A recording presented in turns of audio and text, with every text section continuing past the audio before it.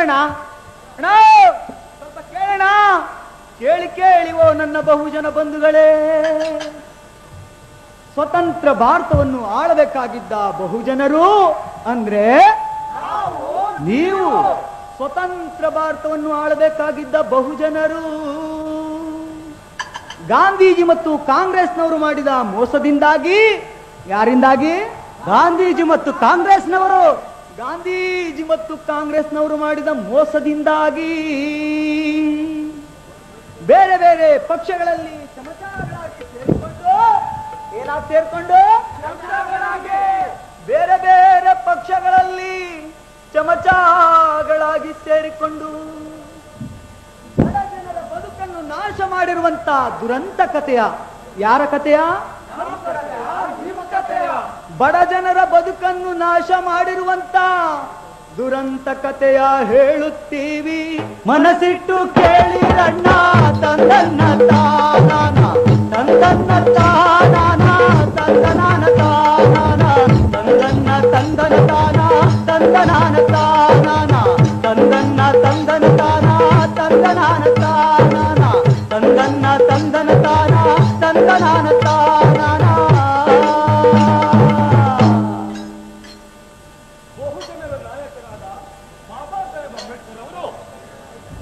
1919ರ ಕಾಯ್ದೆ ಸರಿ ಇಲ್ಲ ಎಂದು ಸೈಮನ್ ಆಯೋಗದ ಮುಂದೆ ತಮ್ಮ ಮನವಿಯನ್ನ ಅರ್ಪಿಸುತ್ತಾರೆ. ಈ ಮನವಿಯ ಆಧಾರದ ಮೇಲೆ ಬ್ರಿಟಿಷ್ ಪ್ರಧಾನಮಂತ್ರಿಯವರು 1930ರ ದುಂಡು ಮೇಜಿನ ಸಮ್ಮೇಳನಕ್ಕೆ ಕರೆದು ಅಲ್ಲಿ ತಮ್ಮ ತಮ್ಮ ಜನಾಂಗಕ್ಕೆ ಬೇಕಾದ ಸೌಕರ್ಯ ಸವಲತ್ತುಗಳನ್ನು ಪಡೆದುಕೊಳ್ಳುವಂತೆ ಹೇಳುತ್ತಾರೆ. ಬಹುಜನರ ಪರವಾಗಿ ಹೋಗಿದ್ದ ಬಾಬಾ ಸಾಹೇಬರು ಪ್ರಧಾನಿಯವರನ್ನ ಕುರಿತು ಈ ದೇಶದ ಅಧಿಕಾರವು 85% ಬಹುಜನರಿಗೆ ಜನಾಂಗ ಜನಸಂಖ್ಯೆವಾರು ಹಂಚಿಕೆಯಾಗಬೇಕು ಎಂದು ಹೇಳುತ್ತಾರೆ. 21 ವರ್ಷ ತುಂಬಿದ ಎಲ್ಲಾ ಭಾರತೀಯರಿಗೂ ಓಟು ಹಾಕುವ ಹಕ್ಕು ಕೊಡಬೇಕು. ನಮ್ಮ ನಾಯಕರನ್ನು ನಾವೇ ಆರಿಸಿಕೊಳ್ಳುವಂತಹ ಪ್ರತ್ಯೇಕ ಮತದಾನ ಪದ್ಧತಿಯನ್ನ ಜಾರಿಗೊಳಿಸಬೇಕು. ಆಯ್ಕೆಯಾದ ಪ್ರತಿನಿಧಿಗಳಿಗೆ ಮಂತ್ರಿ ಮಂಡಲದಲ್ಲಿ ಜಾತಿ ಜನಸಂಖ್ಯೆವಾರು ಪ್ರಾತಿನಿಧ್ಯ ನೀಡಬೇಕು. ಸರ್ಕಾರಿ ನೌಕರಿಯಲ್ಲಿ ಪ್ರಾತಿನಿಧ್ಯ ದೊರೆಯಬೇಕು. ಹೀಗೆ 10 ಹಲವಾರು ಬೇಡಿಕೆಗಳನ್ನು ಬ್ರಿಟಿಷ್ ಸರ್ಕಾರದ ಮುಂದಿಟ್ಟಾಗ ಆ ಎಲ್ಲ ಬೇಡಿಕೆಗಳು ನ್ಯಾಯಯುತವಾಗಿದ್ದರಿಂದ ಬ್ರಿಟಿಷ್ ಸರ್ಕಾರವು ಅವುಗಳನ್ನು ಒಪ್ಪಿಕೊಂಡು ಮುಂದಿನ ಸಂವಿಧಾನದಲ್ಲಿ ಅಳವಡಿಸುವಂತೆ ಒಪ್ಪಿಗೆ ನೀಡಿತು. ಇದರಿಂದ ಬಾಬಾ ಸಾಹೇಬರಿಗೆ ಬಹಳ ಸಂತೋಷವಾಗಿ ನನ್ನ ಜನ ಆಳುವ ದೊರೆಗಳಾಗುತ್ತಾರೆ ಎಂಬ ಕನಸನ್ನು ಕಟ್ಟಿಕೊಂಡು ಮರಳಿ ಭಾರತಕ್ಕೆ ಹಿಂತಿರುಗುತ್ತಾರೆ. ತಂದನಾನ ತಂದನ್ನ ತಾನೇನಾ ತಂದೆ ನಾನ ತಂದನಾನ ತಂದನ್ನ ತಾನೇನಾ ತಂದನಾನ ತಂದನ್ನ ತಾನೇನಾ ತಂದೆ ನಾನ ತಂದನಾನ ತಂದನ್ನ ತಾನೇನಾ ತಂದನಾನ ತಂದನ್ನ. ಇಷ್ಟಾಯ್ತು ನೋಡಪ್ಪ ಕತೆ. ಯೋ ಸಿದ್ದಪ್ಪ, ಅದು ಕತೆ ಆಗದೆ ಮುಗ್ದೋಯ್ತಿತ್ತು. ಕತೆ ಅಲ್ಲ ಕಣೆ, ಅದು ಇತಿಹಾಸ. ಇತಿಹಾಸ ಹೌದು, ಇತಿಹಾಸ ಎಂದು ಸುಳ್ಳಲ್ಲ. ಹೌದು, ಇತಿಹಾಸವನ್ನ ಮರೆತವರು ಇತಿಹಾಸವನ್ನ ಸೃಷ್ಟಿಸಲಾರರು. ಅದ್ರ ಮಾತಿರಲಿ, ಆ ಬ್ರಿಟಿಷರು ಅಸ್ಪೃಶ್ಯರಿಗೆ ಇಷ್ಟೊಂದು ಸೌಕರ್ಯ ಸವಲತ್ತುಗಳನ್ನು ನೀಡುವಾಗ ಹೌದು, ಗಾಂಧಿ ಮತ್ತು ಕಾಂಗ್ರೆಸ್ ಅವರು ಸುಮ್ಮನೆ ಕೂತಿದ್ರ? ಸುಮ್ಮನೆ ಕೂತಿದ್ರೇನು? ಯೋ ಆ ಕಾಂಗ್ರೆಸ್ನವ್ರಿಗೆ ಎಲ್ಲೇ ನಿದ್ದೆ ಬಂದದು? ಅಸ್ಪೃಶ್ಯರಿಗೆ ದೊರೆತ ಈ ಎಲ್ಲ ಸವಲತ್ತುಗಳನ್ನು ಸಹಿಸಲಾಗದ ಕಾಂಗ್ರೆಸ್ಸಿಗರು ಬಾಬಾ ಸಾಹೇಬರ ವಿರುದ್ಧ ವಾದ ಮಾಡಕ್ಕೆ ಅಂತ ಹೇಳಿ ಒಬ್ಬ ಬುದ್ಧಿವಂತನನ್ನು ಹುಡುಕ್ತಾರ ಕಣ್ರಯ್ಯ. ಬುದ್ಧಿವಂತ ಸಿಕ್ಕನ್ನ ಬುದ್ಧಿವಂತ ಸಿಗದಿದ್ದ ಕಾರಣ ಮೊಂಡವಾದವನ್ನೇ ಮುಸ್ಸಂಜೆವರೆಗೂ ಮಾಡುವ ಗೋಸುಂಬೆ ಬುದ್ಧಿಯ ಗಾಂಧೀಜಿಯನ್ನ ಹುಡುಕಿ ಬಾಬಾ ಸಾಹೇಬರ ವಿರುದ್ಧ ವಾದ ಮಾಡಕ್ ಕಳಿಸ್ಕೊಡ್ತಾರೆ. ಅವನ್ನ ಬಾಬಾ ಸಾಹೇಬ್ರ ವಿರುದ್ಧ ವಾದ ಮಾಡಕ್ಕೆ ದುಂಡು ಮೇಜಿನ ಸಭೆಗೆ ಕಳಿಸ್ಕೊಡ್ತಾರ ಕಣ್ರಯ್ಯ. ತಂದನ್ನ ತಾನಾನ ತಂದನಾನ ತಾನಾನ ತಂದನ್ನ ತಂದನ ತಾನ ತಂದನಾನ ತಾನಾನ ತಂದನ್ನ ತಂದನ ತಾನ ತಂದನಾನ ತಾನಾನ ತಂದನ್ನ ತಂದನ ತಾನ ತಂದನಾನ ತಾನಾನ. ಹೀಗೆ ಸಭೆ ನಡೆಯುವ ಹಿಂದಿನ ರಾತ್ರಿ ಗಾಂಧೀಜಿಯು ಕುರಾನನ್ನು ಹಿಡಿದುಕೊಂಡು ಮುಸ್ಲಿಂ ನಾಯಕರುಗಳು ತಂಗಿದ್ದ ಸ್ಥಳಕ್ಕೆ ಬರುತ್ತಾರೆ. ಅಲ್ಲಾಹು ಅಕ್ಬರ್ ಅಲ್ಲಾಹು ಅಕ್ಬರ್ ಲಾ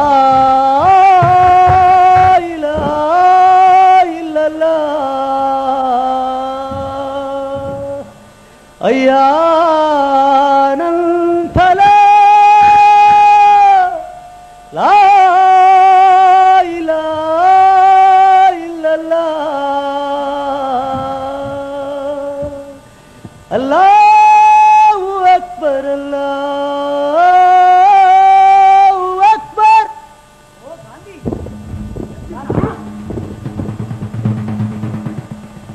ನನ್ನ ಪ್ರೀತಿಯ ಮುಸ್ಲಿಂ ಬಾಂಧವರೇ, ನೀವು ಅಂಬೇಡ್ಕರ್ಗೆ ಕೊಟ್ಟಿರುವ ಬೆಂಬಲವನ್ನ ವಾಪಸ್ ಪಡೆದುಕೊಳ್ಳಿ. ನಾನು ನಿಮಗೆ ಬೆಂಬಲವನ್ನು ಕೊಡ್ತೇನೆ. ಅಂಬೇಡ್ಕರ್ ಅವರಿಗೆ ಕೊಟ್ಟಿದ ಬೆಂಬಲವನ್ನ ಅರೆ ನಮ್ಮ ಸಂಪೂರ್ಣ ಸಹಮತ್ವ ಅಂಬೇಡ್ಕರ್ ಸಿಕ್ಕೋ.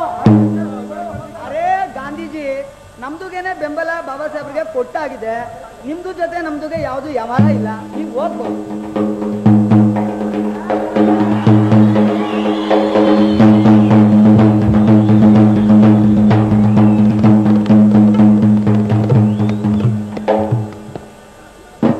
ಹೀಗೆ ಮುಸ್ಲಿಂ ನಾಯಕರುಗಳ ನಿರ್ಧಾರದಿಂದ ಬೇಸತ್ತ ಗಾಂಧೀಜಿಯು ಮರಳಿ ದುಂಡುಮೇಜಿನ ಸಭೆಗೆ ಹೊರಡುತ್ತಾರೆ.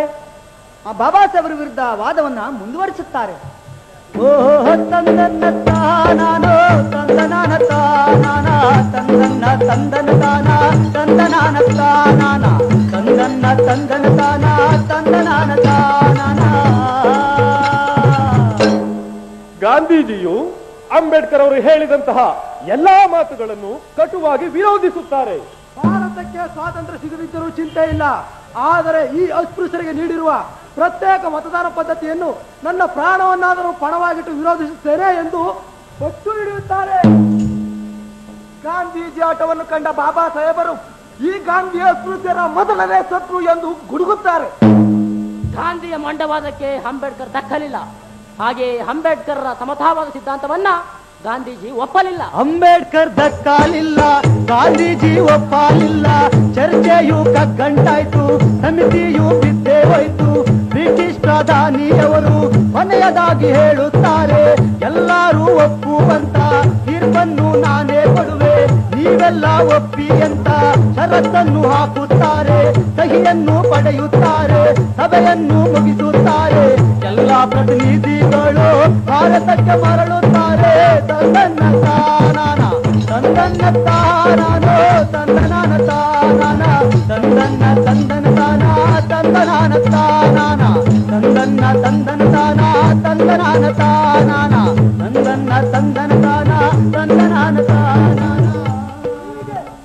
ಭಾರತಕ್ಕೆ ಬಂದ ಗಾಂಧೀಜಿಯವರು ಬ್ರಿಟಿಷ್ ಸರ್ಕಾರ ವಿರುದ್ಧ ಅಸಹಕಾರ ಚಳವಳಿಯನ್ನು ಆರಂಭಿಸಿದರು. ಬ್ರಿಟಿಷ್ ಸರ್ಕಾರವು ಅವರನ್ನು ಬಂಧಿಸಿ ಪೂನಾನಗರ ಎರವಾಡ ಜೈಲಿನಲ್ಲಿ ಹಾಕಲಾಯಿತು. ಹೀಗೆ ಬ್ರಿಟಿಷರ ಸೋಮವಾರ ತೀರ್ಪನ್ನ ಕಾಯುತ್ತಾ ತನ್ನ ಅನುಯಾಯಿಗಳೊಂದಿಗೆ ಚರ್ಚಿಸಿದ್ದಾರೆ. ಓ ತಂದನ್ನ ತಾನಾನ ತಂದನಾನ ತಾನಾನ ತಂದನ್ನ ತಂದನ ತಾನ ತಂದನಾನ ತಾನಾನ ತಂದನ್ನ ತಂದನ ತಾನ ತಂದನಾನ ತಂದನ್ನ ತಂದನ ತಾನ ತಂದನಾನ ತಾನಾನ.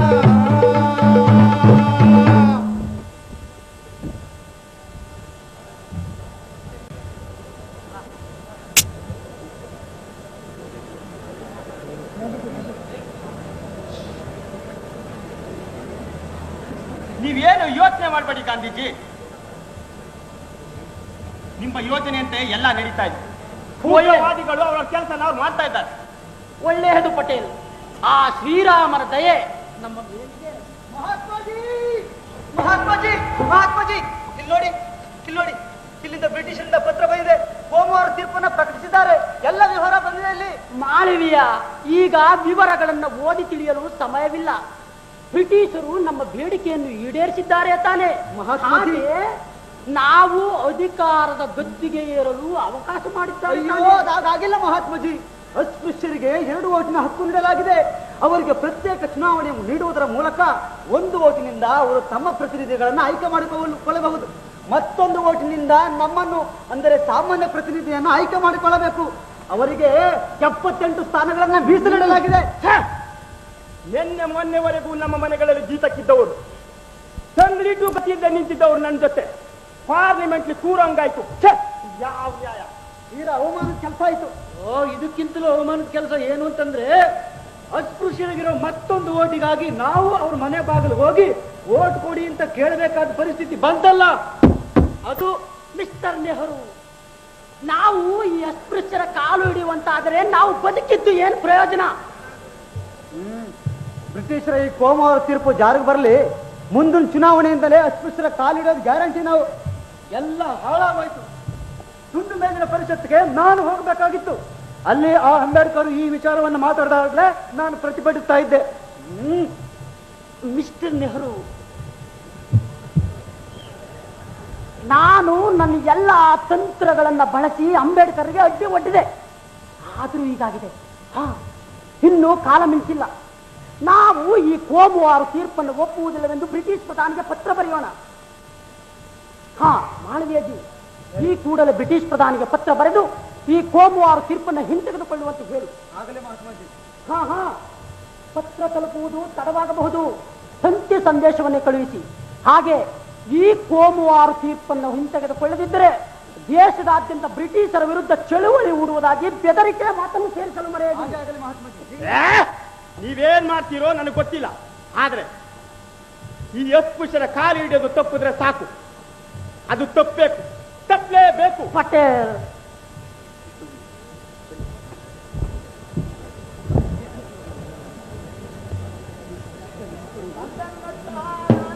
ತಂದನಾನ ತಾನಾನ ತಂದನ್ನ ತಂದನ ತಾನ ತಂದನಾನ ತಾನಾನ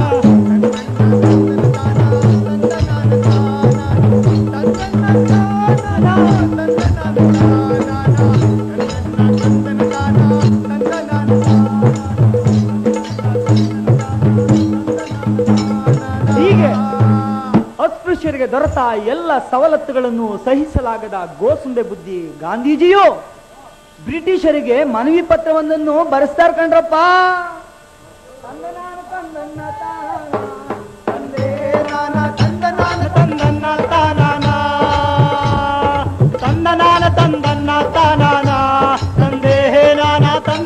ತಂದನ್ನ ತಾನಾನ.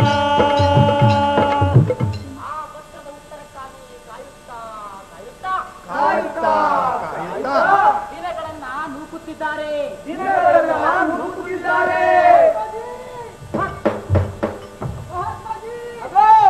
ಮಾಳವಿಯ ಬರ್ತಾ ಇಲ್ಲಪ್ಪ, ಮುಂದೇನಾಗುತ್ತೆ ನೋಡಿ.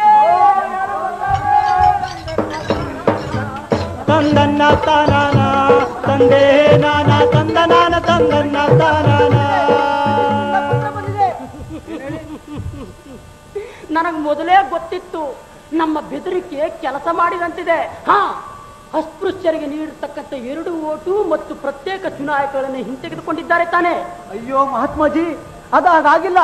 ಆ ಪ್ರತ್ಯೇಕ ಚುನಾಯಕ ಮತ್ತು ಪ್ರತ್ಯೇಕವಾದಂತ ಓಟಿನ ಮಾತಾಗಿರ್ಲಿ, ಅದ್ರ ಬಗ್ಗೆ ಯಾವುದೇ ಮಾತುಕತೆನೂ ಬೇಡ. ನೀವೇನಿದ್ರು ಅಂಬೇಡ್ಕರ್ನ ಭೇಟಿ ಮಾಡಿ ಅಂತ ಬರ್ತಿದ್ದಾರೆ. ಕತೆ ಮುಗೀತು, ಕತೆ ಮುಗಿದೋಯ್ತು.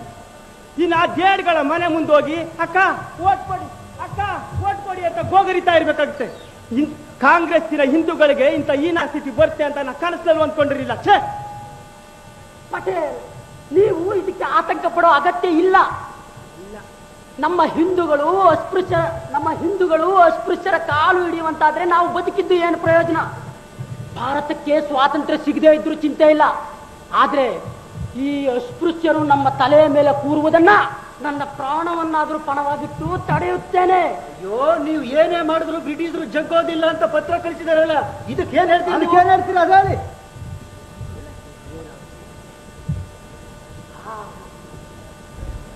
ಈ ಉಳಿದಿರೋದು ಒಂದೇ ಒಂದು ದಾರಿ. ಹೇಗಾದ್ರೂ ಮಾಡಿ ಅಂಬೇಡ್ಕರ್ ಮೇಲೆ ಒತ್ತಡ ತರೋದು. ಪಟೇಲ್, ನೀವು ಹೋಗಿ ಹಳ್ಳಿಯಲ್ಲೂ ಈ ಅಸ್ಪೃಶ್ಯರನ್ನ ತರಾಟೆಗೆ ತೆಗೆದುಕೊಳ್ಳುವಂತೆ ನಮ್ಮ ಕಾಂಗ್ರೆಸ್ಸಿಗೆ ಹೇಳಿ. ನೆಹರು, ನೀವು ಹೋಗಿ ಅಂಬೇಡ್ಕರನ್ನ ವಿಲನ್ ಆಗಿ ಚಿತ್ರಿಸುವ ಲೇಖನಗಳನ್ನ ಪ್ರಕಟಿಸಿ. ಮಾಳವಿಯಾಜಿ, ನೀವು ಹೇಗಾದ್ರೂ ಮಾಡಿ ಅಂಬೇಡ್ಕರ್ ಮನವೊಲಿಸಿ ನನ್ನ ಜೊತೆಗೆ ಮಾತುಕತೆಗೆ ಕರ್ತನ್ನಿ. ನಾನು ನಾಳೆಯಿಂದಲೇ ಮರಣಾಂತರ ಉಪವಾಸ ಸತ್ಯಾಗ್ರಹವೆಂಬ ನಾಟಕವನ್ನ ಅಂಬೇಡ್ಕರ್ ವಿರುದ್ಧವೇ ಆರಂಭಿಸ್ತೇನೆ. ಆಗಲೇ ಮಹಾತ್ಮಾಜಿ, ಬಾಬಾ ಸಾಹೇಬರ ಮನಸ್ಸನ್ನ ಹೋಲಿಸ್ಕೊಂಡು ಕರ್ಕೊಬರೋ ಜವಾಬ್ದಾರಿ ನನ್ನದು. ನನಗ್ ಬಿಡಿ ಅದನ್ನ. ಗಾಂಧೀಜಿಯವರೇ, ಇನ್ನು ಪತ್ರಿಕೆ ವಿಚಾರಗಳನ್ನ ನನಗ್ ಬಿಟ್ಬಿಡಿ. ಎಲ್ಲಾ ಪತ್ರಿಕೆಗಳಲ್ಲೂ ಅಂಬೇಡ್ಕರ್ ವಿರುದ್ಧ ಲೇಖನಗಳನ್ನ ಪ್ರಕಟಿಸಿ ಅವ್ರ ಜನಾಂಗ ಅವ್ರ ಮೇಲೆ ತಿರುಗಿ ಬೀಳ್ಬೇಕು, ಆಗ ಮಾಡ್ತೀನಿ ನಾನು. ಹಳ್ಳಿಗಳಲ್ಲಿ ಎಂಡ ಸರಾಯನ ಹಂಚಿ ಅಸ್ಪೃಶ್ಯನ ಹದ್ಬಸ್ತಲ್ಲಿಡೋ ಕೆಲಸ ನನಗ್ ಬಿಡಿ. ಇನ್ನು ನೀವು ನಿಮ್ಮ ಕೆಲಸಗಳನ್ನ ಶುರು ಮಾಡ್ರಿ. ಉಳಿದಿದ್ದನ್ನ ನನಗ್ ಬಿಟ್ಟು ನೀವೆಲ್ಲರೂ ನಿಶ್ಚಿಂತೆಯಾಗಿರಿ. ಹೊರಡಿ ಹೊರಡಿ ಹೊರಡಿ ಹೊರಡಿ. ಕಸ್ತೂರಬಾ,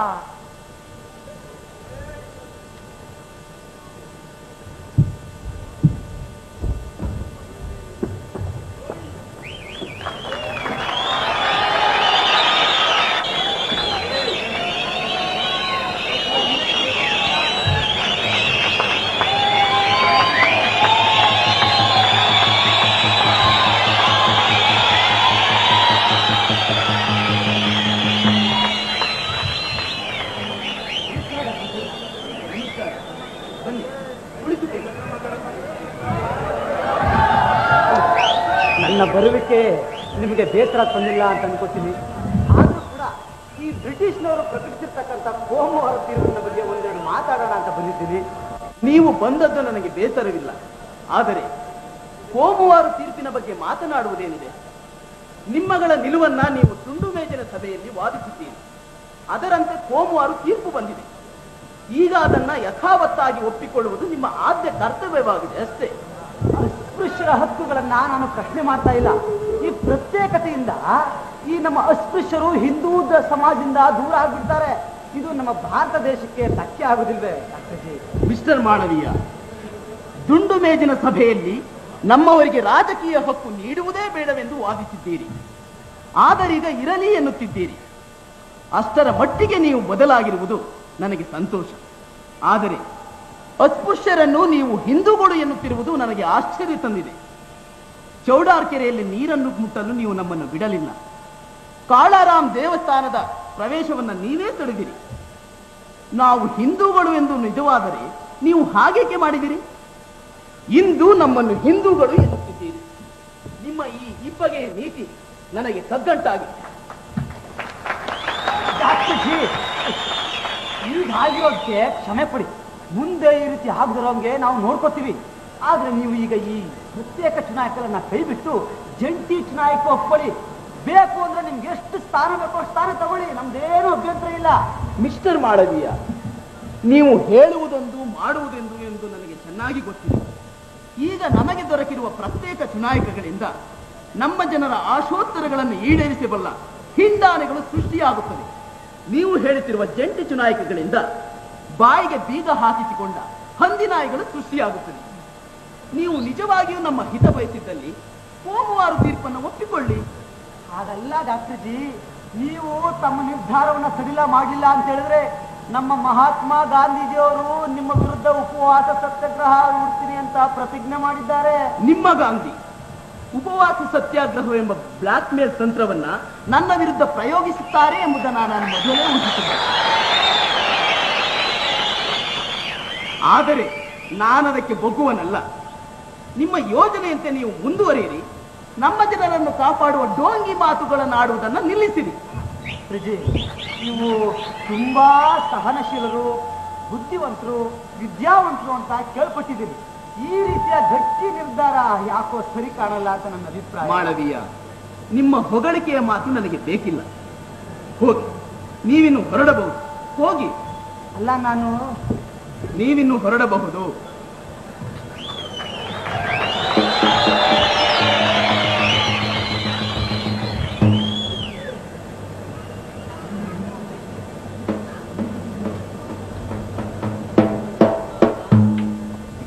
ತಂದನಾನ ತಂದನ್ನ ತಾನಾನ ತಂದೆ ನಾನ ತಂದನಾನ ತಂದನ್ನ ತಾನಾನ ತಂದನಾನ ತಂದನ್ನ ತಾನಾನ ತಂದೆ ನಾನ ತಂದನಾನ ತಂದನ್ನ ತಾನಾನ.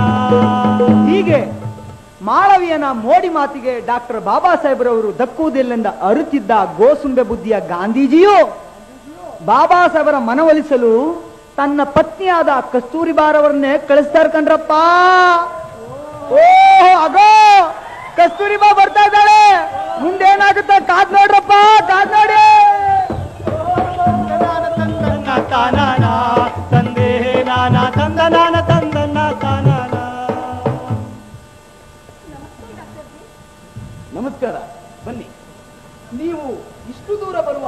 ತಿಳಿದಿರಲಿಲ್ಲ.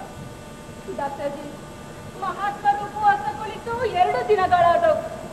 ಮತ್ತಷ್ಟು ದಿನ ಹೀಗೆ ಉಪವಾಸ ಕುಳಿತರೆ ಅವನ ಆರೋಗ್ಯ ಕೆಡುತ್ತದೆ ಡಾಕ್ಟರ್ಜಿ.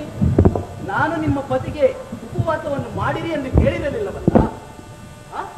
ನಾನು ನಿಮ್ಮ ಪತಿಗೆ ಉಪವಾಸವನ್ನು ಮಾಡಿರಿ ಎಂದು ಎಂದೂ ಹೇಳಿಲ್ಲ. ನೀವು ಇಲ್ಲಿಗೆ ಬರುವ ಬದಲು ನಿಮ್ಮ ಪತಿಯನ್ನೇ ಉಪವಾಸ ಮಾಡಿ ನಿಲ್ಲಿಸಿರಿ ಎಂದು ಹೇಳಿದರೆ ಒಳ್ಳೆಯದಿತ್ತು. ನನ್ನ ಪತಿ ಎಂತ ಹಠವಾದಿ ಎಂಬುದು ನಿಮಗೂ ತಿಳಿದಿದೆ. ಅವರು ನನ್ನ ಮಾತನ್ನು ಕೇಳ್ತಿಲ್ಲ ಡಾಕ್ಟರ್ಜಿ, ಅವರು ನನ್ನ ಮಾತನ್ನು ಕೇಳ್ತಿಲ್ಲ. ನಿಮ್ಮ ಪತಿಯ ಉಪವಾಸವನ್ನು ನಿಲ್ಲಿಸಲು ನಾನು ನನ್ನ ಜನರ ಆಶೋತ್ತರಗಳನ್ನು ಕೈಬಿಡಲಾರೆ. ಒಬ್ಬ ಗಾಂಧಿಯನ್ನು ಉಳಿಸಲು ಕೋಟ್ಯಾಂತರ ಜನರ ನನ್ನ ಆಶೋತ್ತರಗಳನ್ನು ಕೈಬಿಡಲು ನಾನು ಸಿದ್ಧವಿಲ್ಲ. ನಿಮ್ಮ ಜನರ ಹಕ್ಕುಗಳನ್ನು ಕೈಬಿಡಿರೆಂದು ನಾನು ಖಂಡಿತವಾಗಿಯೂ ಹೇಳುವುದಿಲ್ಲ. ನನ್ನ ಪತಿಯ ಪ್ರಾಣವನ್ನು ಉಳಿಸಿ ಎಂದು ಕೇಳಿಕೊಳ್ಳುತ್ತಿದ್ದೇನಷ್ಟೇ. ನೀವಿಲ್ಲಿ ಗೋಳಾಡುವುದರಿಂದ ಏನೂ ಪ್ರಯೋಜನವಿಲ್ಲ. ಒಬ್ಬ ಹೆಂಗಸರು ಕಣ್ಣೀರೇ ನನಗೆ ಶ್ರೇಯಸ್ಸು ಸಿಕ್ಕುವುದಿಲ್ಲ. ನಿಮ್ಮ ಪತಿ ಒಮ್ಮೆಯಾದರೂ ತಮ್ಮ ಉಪವಾಸ ಸತ್ಯಾಗ್ರಹವೆಂಬ ಅಸ್ತ್ರವನ್ನ ಬ್ರಿಟಿಷರ ವಿರುದ್ಧ ಒಮ್ಮೆಯೂ ಪ್ರಯೋಗಿಸಿಲ್ಲ. ಆದರೆ ಅಸಹಾಯಕರಾದ ಅಸ್ಪೃಶ್ಯರ ಹಕ್ಕುಗಳನ್ನು ಕಸಿದುಕೊಳ್ಳಲು ಪ್ರಯತ್ನಿಸುತ್ತಿದ್ದಾರೆ. ಈ ವರ್ತನೆಯನ್ನ ಇತಿಹಾಸ ಎಂದೂ ಕ್ಷಮಿಸಲಾರ. ಬಾಬಾ, ಕನಿಷ್ಠ ಪಕ್ಷ ಅವರ ಆರೋಗ್ಯವನ್ನಾದರೂ ವಿಚಾರಿಸಲು ಬನ್ನಿ. ನೀವು ಯಾವುದೇ ಮಾತುಕತೆ ಆಡದಿದ್ದರೂ ಸರಿ, ನನ್ನ ಪತಿಯ ಪ್ರಾಣ ಭಿಕ್ಷೆ ಬೇಡುತ್ತಿದ್ದೇನೆ ಬಾಬಾ. ಇಲ್ಲ ಎನ್ನಬೇಡಿ, ದಯಮಾಡಿ ಬನ್ನಿ. ಸರಿ, ನಾಳೆ ಬೆಳಿಗ್ಗೆ ನಿಮ್ಮ ಪತಿಯನ್ನು ಕಾಣುವುದಾಗಿ ಹೇಳಿ. ನೀವಿನ್ನು ಸಮಾಧಾನದಿಂದ ಹೋಗಿ.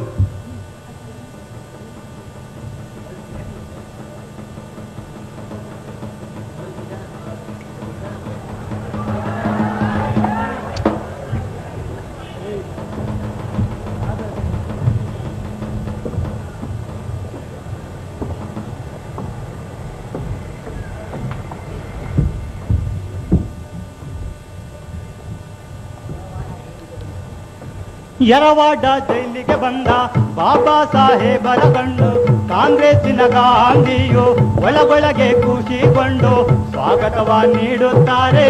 ತಂದನ್ನ ತಾನಾನ ತಂದನಾನ ತಾನಾನ ತಂದನ್ನ ತಂದನ ತಾನ ತಂದನಾನ ತಾನಾನ ತಂದನ್ನ ತಂದನ ತಾನ ತಂದನಾನ ತಾನಾನ.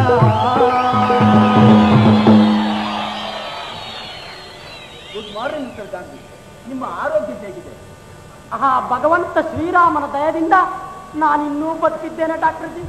ನಿಮಗೆ ಏನೂ ಆಗುವುದಿಲ್ಲ ಮಿಸ್ಟರ್ ಗಾಂಧಿ. ಸುಮ್ಮನೆ ಅನಗತ್ಯ ಉಪವಾಸ ಕೈಗೊಂಡು ನಿಮ್ಮ ಆರೋಗ್ಯ ಕೆಡಿಸಿಕೊಳ್ಳುತ್ತಿದ್ದೀರಿ ಅಷ್ಟೇ. ಡಾಕ್ಟರ್ಜಿ, ಹಿಂದೂಗಳು ನಿಮ್ಮ ಜನಾಂಗಕ್ಕೆ ಕೊಡ್ತಿರುವ ತೊಂದರೆಗೆ ಇದೊಂದು ಪ್ರಾಯಶ್ಚಿತ್ತವೆಂದು ಭಾವಿಸಿದ್ದೇನೆ ಡಾಕ್ಟರ್ಜಿ. ಇದರಿಂದ ನಿಮ್ಮ ಏಳಿಗೆ ಆಗುವುದಾದರೆ ನನ್ನ ಪ್ರಾಣವನ್ನು ಕೊಡಲು ಸಿದ್ಧನಿದ್ದೇನೆ ಡಾಕ್ಟರ್ಜಿ. ಆದರೆ ನೀವಿಂದು ನನ್ನ ಜನರ ಹಕ್ಕುಗಳನ್ನು ಕಸಿದುಕೊಳ್ಳಲು ಉಪವಾಸ ಕುಳಿತಿದ್ದೀರಿ. ಇದು ಸರಿಯಲ್ಲ. ಈ ನಿಮ್ಮ ವರ್ತನೆಯನ್ನ ಇತಿಹಾಸ ಎಂದೂ ಕ್ಷಮಿಸಲಾರದು. ಡಾಕ್ಟರ್ಜಿ, ನಿಮ್ಮ ಹಕ್ಕನ್ನ ನಾನು ಪ್ರಶ್ನಿಸುತ್ತಿಲ್ಲ. ಆದರೆ ಪ್ರತ್ಯೇಕತೆ ಬೇಡ ಎಂಬುದು ನನ್ನ ಅಭಿಪ್ರಾಯ ಡಾಕ್ಟರ್ಜಿ. ನಾವೇನು ಪ್ರತ್ಯೇಕ ರಾಜ್ಯ ಅಥವಾ ರಾಷ್ಟ್ರವನ್ನು ಕೇಳುತ್ತಿಲ್ಲವಲ್ಲ. ನಿಮ್ಮ ಆತಂಕಕ್ಕೆ ಕಾರಣವಿಲ್ಲ ಮಿಸ್ಟರ್ ಗಾಂಧಿ. ಡಾಕ್ಟರ್ಜಿ, ನಾವೆಲ್ಲರೂ ಹಿಂದೂಗಳು ಒಂದಾಗಿರೋಣ.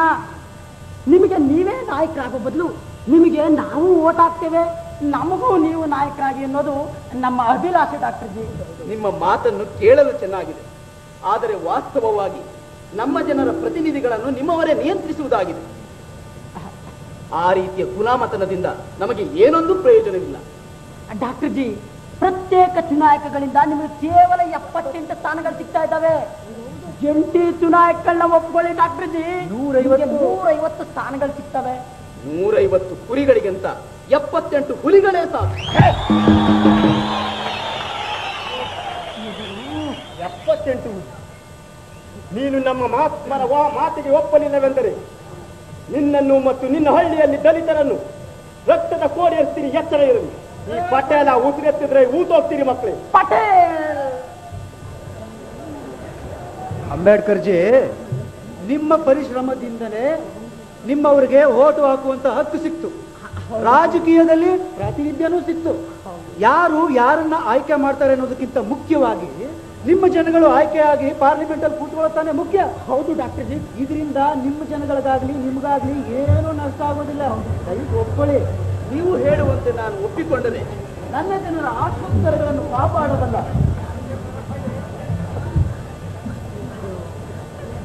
ಗಾಂಧೀಜಿ ಮತ್ತು ಕಾಂಗ್ರೆಸ್ಸಿಗರು ನನ್ನ ಹೋರಾಟದ ಶಕ್ತಿಯನ್ನ ಚೆನ್ನಾಗಿ ಅರ್ಥ ಮಾಡಿಕೊಂಡಿದ್ದಾರೆ.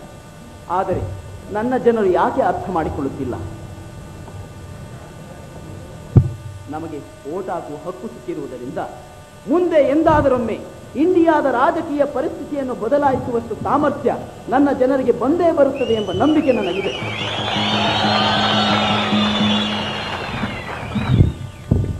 ನಾನು ಜಂಟಿ ಚುನಾಯಿಕೆಗಳಿಗೆ ಒಪ್ಪಿಕೊಳ್ಳುತ್ತೇನೆ. ಆದರೆ ಒಂದು ಷರತ್ತು, ಮೀಸಲು ಕ್ಷೇತ್ರಗಳಲ್ಲಿ ನಮ್ಮ ಅಭ್ಯರ್ಥಿಗಳಿಗೆ ನೀವು ಕಾಂಗ್ರೆಸ್ಸಿಗರು ಟಿಕೆಟ್ ಕೊಡಕೂಡದು.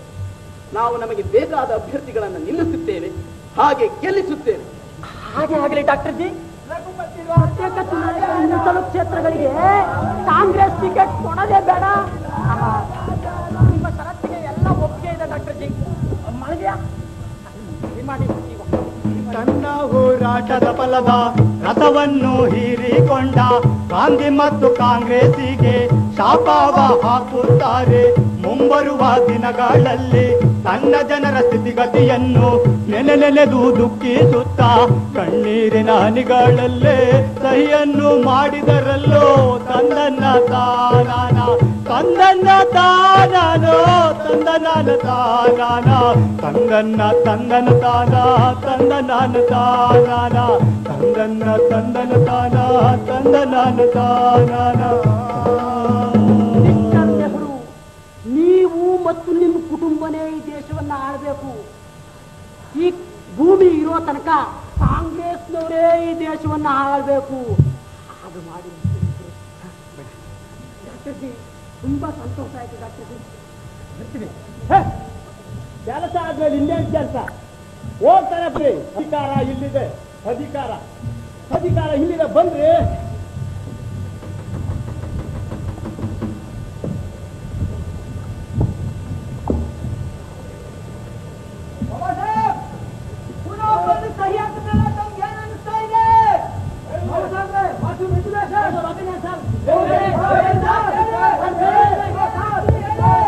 ನಾನು ನಿಜ ಹೇಳಬೇಕೆ? ಹೇಳುತ್ತೇನೆ. ನಾನೊಂದು ರಸಪೂರಿತವಾದ ಹಣ್ಣೊಂದನ್ನ ಬ್ರಿಟಿಷರಿಂದ ಹೋರಾಡಿ ಪಡೆದುಕೊಂಡು ಬಂದೆ. ಅದನ್ನು ಸಮವಾಗಿ ಹಂಚುವುದಾಗಿ ನಯವಾಗಿ ಗಾಂಧೀಜಿ ನನ್ನಿಂದ ಕಸಿದುಕೊಂಡರು. ಅದನ್ನು ಹಿಂಡಿ ತನ್ನ ಜನರಿಗೆ ನೀಡಿ ಉಳಿದ ಸಿಪ್ಪೆಯನ್ನು ಬಾಯಲ್ಲಿ ಹಾಕಿ ಜಗಿದು ಅದರ ರಸವನ್ನು ಕುಡಿದು ಉಳಿದ ಸಿಪ್ಪೆಯನ್ನು ನನ್ನ ಜನರ ಮೇಲೆ ಉಗಿದಿದ್ದಾರೆ. ಮುಖಕ್ಕೆ ಉಗಿಸಿಕೊಂಡವರಿಗೆ ಹೇಗಾಗುತ್ತದೆಯೋ ಹಾಗಾಗಿದೆ ನನಗೆ.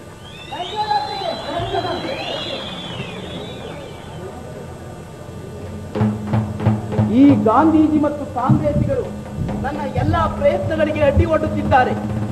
ಈ ಗಾಂಧೀಜಿ ಮತ್ತು ಕಾಂಗ್ರೆಸ್ಸಿಗರು ನನ್ನ ಎಲ್ಲಾ ಪ್ರಯತ್ನಗಳಿಗೂ ಅಡ್ಡಿ ಒಡ್ಡುತ್ತಿದ್ದಾರೆ. ನಮ್ಮ ಹಕ್ಕನ್ನು ಮೊಟಕುಗೊಳಿಸುತ್ತಿದ್ದಾರೆ. ಆದರೆ ನಮಗೆ ಓಟ್ ಹಾಕುವ ಹಕ್ಕು ಬಂದಿದೆ. ಈ ಓಟ್ ಹಾಕುವ ಹಕ್ಕು ಎಂಬ ಅಸ್ತ್ರವನ್ನ ನಾವು ಜಾಗೃತರಾಗಿ ಬಳಸಿಕೊಂಡು ನಮ್ಮ ಎಲ್ಲ ಸಾಮಾಜಿಕ ಆರ್ಥಿಕ ಸಮಸ್ಯೆಗಳಿಗೆ ಪರಿಹಾರ ಕಂಡುಕೊಳ್ಳಿ. ಸರ್ಕಾರಿ ನೌಕರರು ಮತ್ತು ವಿದ್ಯಾರ್ಥಿಗಳು, ಅನಕ್ಷರಸ್ಥರಿಗೆ ಓಟಿನ ಮಹತ್ವದ ಅರಿವು ಮೂಡಿಸಿ. ಈ ದೇಶವನ್ನ ನೀವೇ ಆಳಬೇಕು. ನಾವು ಬದುಕಿರುವವರೆಗೂ ಈ ಕೆಲಸ ಮಾಡುತ್ತೇವೆ ಎಂದು ಬಹುಜನರೆಲ್ಲರೂ ಶಪಥ ಮಾಡಿ ಶಪಥಗೈಯುವೆವು ಎಂದೇನೆ. ಈ ದೇಶ ಆಳುವೆವು ನಿನ್ನಾಳೆ. ಶಪಥಗೈಯುವೆವು ಎಂದೇನೆ. ಈ ದೇಶ ಆಳುವೆವು ನಿನ್ನಾಳೆ. ಜನನಾಯಕ ಜೈ ಭೀಮ, ಅಮರಗೊಳಿಸುವೆವು ನಿನ್ನ ನಾಮ. ಜನನಾಯಕ ಜೈ ಭೀಮ, ಅಮರಗೊಳಿಸುವೆವು ನಿನ್ನ ನಾಮ. ಹೋಗದಿನ್ನು ನೀವು ತಂದರಥ ಸಾಗುತ್ತಿಯವು ಮುಂದೈಯುತ್ತ. ಹೋಗದಿನ್ನು ನೀವು ತಂದರಥ ಸಾಗುತ್ತಿಯವು ಮುಂದೈಯುತ್ತ. ಹೊಲದ ಜಾತಿಗಳ ಒಂದು ಮಾಡುತ್ತಾ ದೇಶ ಆಳುವೆವು ನಗು ನಗುತ್ತಾ. ಹೊಲದ ಜಾತಿಗಳ ಒಂದು ಮಾಡುತ್ತಾ ದೇಶ ಆಳುವೆವು ನಗು ನಗುತ್ತಾ. ಶಪಥ ಕೈಯುವೆವು ಇದ್ದೇನೆ. ಈ ದೇಶ ಆಳುವೆವು ನಾನೇ. ಈ ದೇಶ ಆಳುವೆವು ನಾನೇ. ಈ ದೇಶ ಆಳುವೆವು ನಾನೇ. ನಮ್ಮ ಎಲ್ಲಾ ಪ್ರಯತ್ನಗಳಿಗೂ ಪರಿಹಾರ ಪಾರ್ಲಿಮೆಂಟಿನಲ್ಲಿದೆ. ನಮ್ಮ ನಡಿಗೆ ಪಾರ್ಲಿಮೆಂಟಿನ ಕಡೆಗೆ.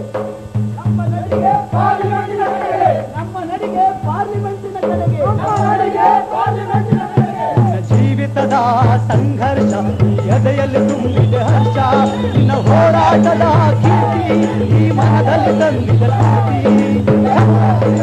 ಕೀರ್ತಿ ಈ ಮನದಲ್ಲಿ ತಂದಿದ ಶಪಥಗೈಯುಗವು ಇಂದೇನೆ.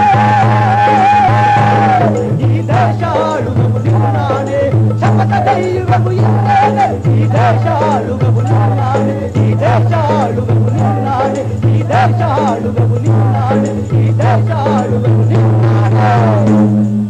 ಜೈ ಭೀಮ್, ಜೈ ಭಾರತ್.